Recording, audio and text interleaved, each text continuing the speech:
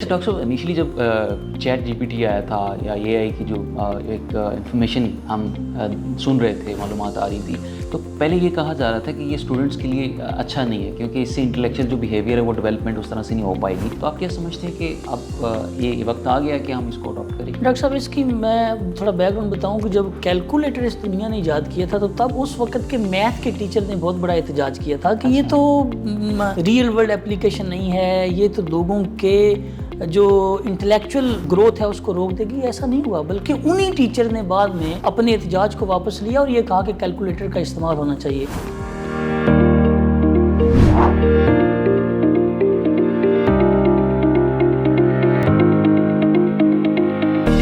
नाज़रीन, मैं डॉक्टर अहमद, आप देख रहे हैं कासिम अली शाह फाउंडेशन। आज हम एक ऐसा टॉपिक लेके हाज़िर हुए हैं जिसका जानना बहुत ज़रूरी है। आर्टिफिशियल इंटेलिजेंस का बड़ी भरमार है। कहीं ना कहीं आप जब देख रहे होते हैं कि चैट जीपीटी की बात हो रही है, वहाँ पे भी आर्टिफिशियल इंटेलिजेंस का यूज़ है और बहुत सारी ऐसी एप्लीकेशंस हैं जो चैट जीपीटी पर काम कर रही हैं। और एजुकेशन में ये किस तरह से काम कर रही है, आइए जानते हैं। हमारे साथ मौजूद हैं डॉक्टर ज़हीर अहमद, जो कि हेड हैं लर्निंग रिसोर्स सेंटर यूएमटी से और पीएचडी इंफॉर्मेशन मैनेजमेंट में भी एक्सपर्टीज़ रखते हैं। तो डॉक्टर साहब, बहुत शुक्रिया फॉर द टाइम। डॉक्टर साहब, आर्टिफिशियल इंटेलिजेंस की जिस तरह से भरमार है, इसका जानना बहुत ज़रूरी है कि एजुकेशन सेक्टर में ये किस तरह से हेल्प आउट कर सकती है, और आप क्या समझते हैं कि आर्टिफिशियल इंटेलिजेंस का एजुकेशन सेक्टर में क्या रोल है? डॉक्टर साहब, आपका बहुत शुक्रिया, आपने मुझे इस इम्पोर्टेंट टॉपिक पे बात करने का मौका दिया। देखें, आर्टिफिशियल इंटेलिजेंस ने हमारी ज़िंदगी में बहुत ज़्यादा इनोवेटिव वे से रेवोल्यूशनाइज कर दिया है। आप देखें कि जब से आर्टिफिशियल इंटेलिजेंस बेस्ड एप्लीकेशन ने एजुकेशन सेक्टर को तब्दील करने की कोशिश की है, तो आपने पिछले दिनों सुना होगा कि हार्वर्ड यूनिवर्सिटी ने एआई को अगले सेमेस्टर के लिए एज प्रोफेसर इंडक्ट कर लिया है। अच्छा। यानी इतनी ज़्यादा इनोवेशन है कि अब हम एक अगली फेज़ में चले गए हैं। इतनी डिजिटल ट्रांसफॉर्मेशन हो गई है कि हार्वर्ड यूनिवर्सिटी ने ये फैसला किया है कि हम अगले सेमेस्टर में बच्चों को पढ़ाने के लिए एआई प्रोफेसर रखेंगे। तो हमारे यहाँ भी बहरहाल चैट जीपीटी और बाकी जो आर्टिफिशियल इंटेलिजेंस बेस्ड एप्लीकेशन है उनका यानी इस्तेमाल काफ़ी बढ़ता जा रहा है, खुसूसी तौर पे एजुकेशन सेक्टर में। जैसे मैंने अभी आपको हार्वर्ड यूनिवर्सिटी की मिसाल दी, इसी तरह हमारे पाकिस्तान में मीडिया को किस तरह इसने ट्रांसफॉर्म किया है। लोग एंकर को रिप्लेस करते जा रहे हैं एआई से। इसी तरह हमारे जब स्टूडेंट्स इसको यूज़ करते हैं, बहुत प्रोडक्टिव यूज़ कर रहे हैं। हो सकता है कहीं ना कहीं इशूज़ हैं तो उसको रीशेप किया जा सकता है, उसको बेहतर किया जा सकता है। हमारे टीचर इससे अपना कंटेंट जनरेट करने के लिए एक अच्छी हेल्प ले रहे हैं। तो ये मैं समझता हूँ कि बड़ा पॉजिटिव चेंज है और ये डिजिटल ट्रांसफॉर्मेशन इस वक्त की ज़रूरत है। हमें पाकिस्तान को भी इस बदलते हुए टेक्नोलॉजिकल ओरिएंटेड इरा में हमें भी दाखिल होना चाहिए और इसे बखुशी एक्सेप्ट भी करना चाहिए। डॉक्टर साहब, इनिशियली जब चैट जीपीटी आया था या एआई की जो एक इंफॉर्मेशन हम सुन रहे थे, मालूमात आ रही थी, तो पहले ये कहा जा रहा था कि ये स्टूडेंट्स के लिए अच्छा नहीं है क्योंकि इससे इंटेलेक्चुअल जो बिहेवियर है वो डेवलपमेंट उस तरह से नहीं हो पाएगी। तो आप क्या समझते हैं कि अब ये वक्त आ गया कि हम इसको अडॉप्ट करें? डॉक्टर साहब, इसकी मैं थोड़ा बैकग्राउंड बताऊं कि जब कैलकुलेटर इस दुनिया ने ईजाद किया था तो तब उस वक्त के मैथ के टीचर ने बहुत बड़ा एहतजाज किया था कि ये तो रियल वर्ल्ड एप्लीकेशन नहीं है, ये तो लोगों के जो इंटेलेक्चुअल ग्रोथ है उसको रोक देगी। ऐसा नहीं हुआ, बल्कि उन्हीं टीचर ने बाद में अपने एहतजाज को वापस लिया और ये कहा कि कैलकुलेटर का इस्तेमाल होना चाहिए। जब भी कोई नई चीज़ ईजाद होती है तो उस वक्त उसको रजिस्ट करने वाले लोगों की तादाद एक्सेप्ट करने वाले लोगों से ज़्यादा होती है। तो इस वक्त भी लोग इसको रजिस्ट कर रहे थे, लेकिन ऐसा नहीं है, इसको यूज़ करना चाहिए। ये बेसिकली आपका पर्सनल असिस्टेंट है। एक्चुअली लोगों को ये समझाने की ज़रूरत है कि आपने इससे कट कॉपी पेस्ट नहीं करना, बल्कि इससे हेल्प लेनी है और अपने नॉलेज बेस में इजाफे के लिए इसको यूज़ करना है, ना कि आपने इसको अपने चीज़ों को प्लेजराइज करने के लिए यूज़ करना है। तो मैं कहता हूँ इसका पॉजिटिव यूज़ होना चाहिए। ये सिखानी चाहिए बात हमें कि हमने अपने बच्चों का इसका पॉजिटिव यूज़ करके अपने नॉलेज बेस को कैसे इजाफा करना है और फिर एकेडमिक मिसकंडक्ट को ख़त्म किस तरह करना है, ये ज़रूर बताना चाहिए। अदरवाइज स्टूडेंट्स फिर हमारे सिर्फ इसको चीज़ों को प्लेजराइज करने के लिए यूज़ करेंगे। अच्छा डॉक्टर साहब, you have very good experience in learning resource management और जो आप हेड भी हैं university of management and technology में, तो आप क्या समझते हैं कि आर्टिफिशियल इंटेलिजेंस का लाइब्रेरी की जो सर्विसेज होती हैं उसमें कितना रोल है? बिकॉज़ पीछे देखा जाए तो ہم جو پرانے میتھڈ کو استعمال کرتے ہیں، بک کتب بینی والا جو رجحان تھا وہ بھی اس طرح سے ہم پروموٹ نہیں کر پائے پاکستان میں جس طرح سے ہونا چاہیے. تو اب ایک نیا چیلنج ہے پاکستان میں، اور آپ اس کو کس طرح سے دیکھتے ہیں؟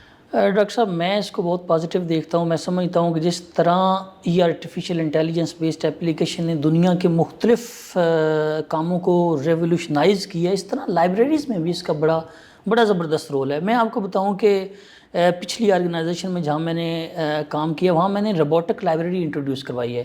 یعنی آٹومیٹڈ ویز سے روبوٹس آپ کی کیوریز کو لیں گے، اور کیوریز کو لینے کے بعد آپ کی جو آپ نے ریکویسٹ کیا بک اس کو آپ کی متعلقہ کیاسک اسٹیشن پہ پرووائڈ کر دیں گے، اور اس کا میکسیمم رسپانس ریٹ ہوگا 30 سیکنڈ.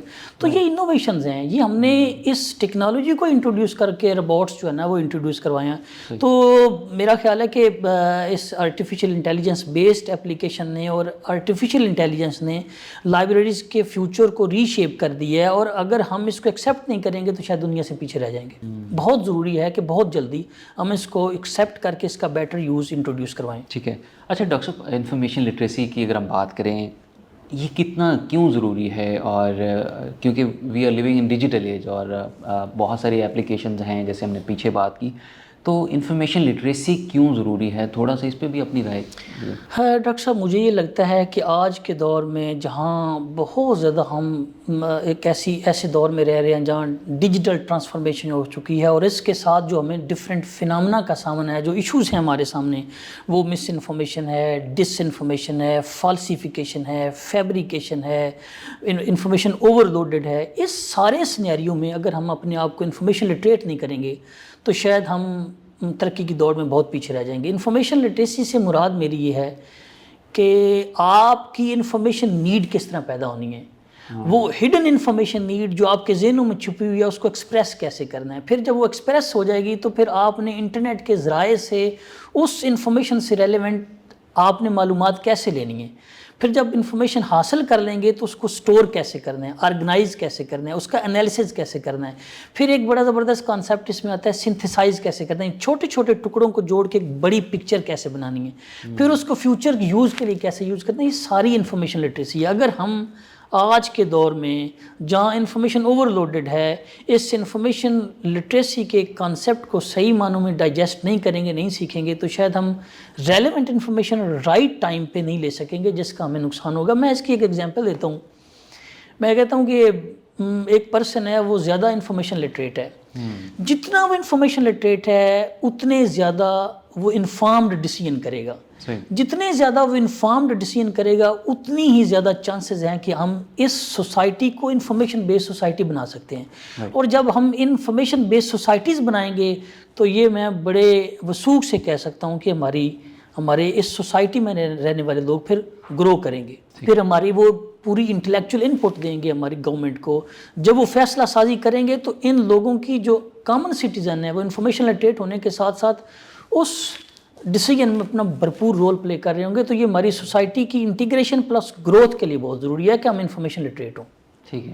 اچھا ڈاکٹر صاحب، جیسے ہم بات کرتے ہیں کہ ریڈنگ کلچر کی، تو how we can promote the reading culture in digital scenario age کے اندر؟ یہ بڑا زبردست سوال ہے. ہماری ایک پروجیکٹ ہے read and write Pakistan, from which we are working to promote reading culture in Pakistan. دیکھیں ہمیں اب چونکہ کتاب کی حیت چینج ہو گئی ہے اس وقت. اس سے پہلے سارے لوگ جو ہے نا وہ ہارڈ اورینٹیڈ تھے، جو ہارڈ فارم میں کتاب تھی اس کو زیادہ پسند کرتے تھے. لیکن اب کتاب کے چینج ہو جانے کے بعد وہ سافٹ فارم میں بھی ہمارے پاس موجود ہے. تو ہمیں بہرحال مختلف ایسی ٹیکنیکس اور ایسے انیشیٹوز لانچ کرنے چاہیے اپنے اپنے اداروں میں جہاں ہم خصوصی طور پہ بچوں کو، جہاں ہم ریڈنگ کلچر کو پروموٹ کر سکیں. ہم نے اس پلیٹ فارم سے نمبر آف انیشیٹوز لے رکھے ہیں. جیسے ہم نے لٹل فری لائبریری کا ایک بڑا زبردست انیشیٹو لیا. کیا پروجیکٹس کیا ہیں؟ تھوڑا میں اس میں ذرا بتا دیتا ہوں کہ ہمارا ایک پروجیکٹ ہے یعنی لٹل فری لائبریری. ہم اسٹریٹ کارنر پہ ایک باکس کی شکل میں لائبریری لگاتے ہیں، اس میں ہم کتابیں رکھتے ہیں. اس کا پرنسپل یہ ہے کہ پک اے بک اینڈ ڈراپ اے بک. اپنے گھر میں ایسی کتاب جو آپ نے پڑھ رکھی ہے اس میں رکھ دیں، اور اس میں ایسی کتاب جو آپ نے نہیں پڑھی وہ لے جائیں. تو اس سے وہ کتابیں بھی پوری رہتی ہیں اور سینس آف جنراسٹی پیدا ہوتا ہے. پھر ہم نے اسکولز میں ریڈنگ کلچر کو پروموٹ کرنے کے لیے چھوٹے چھوٹے سیشنز کا آغاز کیا. ہمارے ڈسٹرکٹ کوآرڈینیٹر تمام ڈسٹرکٹ میں جا کے چھوٹے چھوٹے اسکولوں میں پرائیویٹ اور گورنمنٹ دونوں میں جا کے سیشنز کرتے ہیں اور بچوں کو سیشنز کے بعد چھوٹے چھوٹے کوئز رکھتے ہیں, ان کو انعامات دیتے ہیں, پھر بچے انکریج ہوتے ہیں. اسی طرح ہم نے نیشنل بک فاؤنڈیشن کے ساتھ ایک MOU سائن کیا ہوا ہے. ہم انیشلی یہ پروجیکٹ سٹارٹ کیا تھا ہم نے اسلام آباد اور پنڈی میں.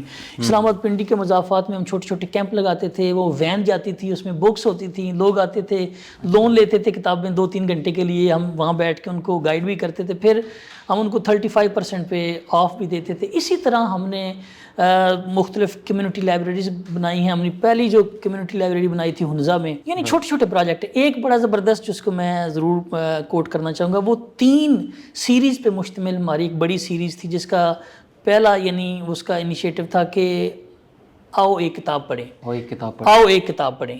اس کے بعد ہم نے ایک اور یعنی اسی سلسلے کی دوسری کڑی سٹارٹ کی تھی, ہم کتاب کیوں پڑھیں, اور تیسری تھی آؤ ہم کتاب یوں پڑھیں. تو یہ بڑا زبردست انیشیٹو تھا. اس میں ہمیں بچوں نے مختلف کتابوں پہ ریویوز لکھ کے بھیجے. تمہارا ایک کوارٹرلی نیوز لیٹر ہے, اس میں پبلش کرتے ہیں. تو ہم یعنی مختلف انیشیٹو لے کے ریڈنگ کلچر کو پروموٹ کرنے کے لیے اپنا پرو ایکٹیو رول پلے کر رہے ہیں. اچھا ڈاکٹر صاحب, ایک ادارہ ہے سینٹر فار ایکیڈیمک جو پاکستان کا ہے, نیشنل لیول پہ کام بھی کر رہا ہے, تو وہ کہیں نہ کہیں ابھی کچھ گیپس ہیں, ابھی اس طرح سے ان کو فل نہیں کر پا رہا. تو یہ کس طرح سے اس کو ہم پروموٹ کر کے بہتر کر سکتے ہیں؟ ڈاکٹر صاحب, ہمارا ایک بڑا زبردست انیشیٹو ہے جس پہ ہم آج کل بہت زیادہ فوکس کیے ہوئے ہیں, وہ ہے سینٹر فار ایکیڈیمک انٹیگریٹی پاکستان. کہ اب خصوصی طور پہ چیٹ GPT پر, لیکن اس کے علاوہ بھی میں بالخصوص یہ بات کر رہا ہوں کہ یہ چیزیں آ جانے کے بعد ایکیڈیمک انٹیگریٹی کو بہت زیادہ بڑا تھریٹ آ گیا ہے کہ بچے کٹ کاپی پیسٹ کرتے ہیں, چیزوں کو پلیجرائز کرتے ہیں, اپنی اسائنمنٹس اور پیپرز میں لکھنے کے بعد سبمٹ کر دیتے ہیں. اور پھر آگے ڈیفینیٹلی ہمارے ٹرنیٹن اور باقی جو ڈفرینٹ ڈیٹیکشن سافٹ ویئر ہیں ان میں اپنی لمیٹیشنز ہیں, کہیں نہ کہیں وہ ہائیڈ ہو جاتی ہیں یا وہ پوری سملیرٹی رپورٹ نہیں بناتے. تو ہمارے لیے سب سے بڑا اس وقت چیلنج یہ ہے کہ ہم ایکیڈیمک مس کنڈکٹ کی طرف جا رہے ہیں.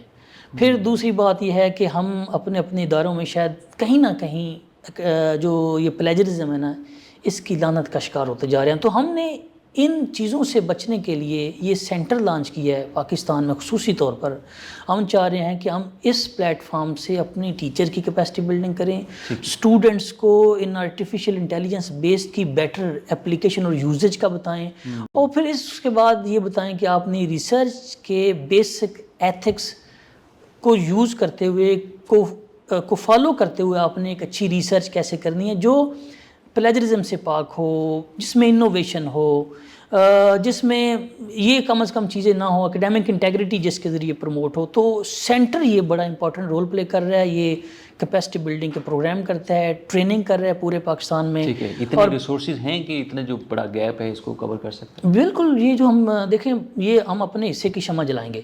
اور پھر میں مزے کی بات بتاؤں کہ ہم دبئی میں ایک انٹرنیشنل کانفرنس کرنے جا رہے ہیں اسی پلیٹ فارم سے, وہ انشاءاللہ اس دسمبر میں ہے.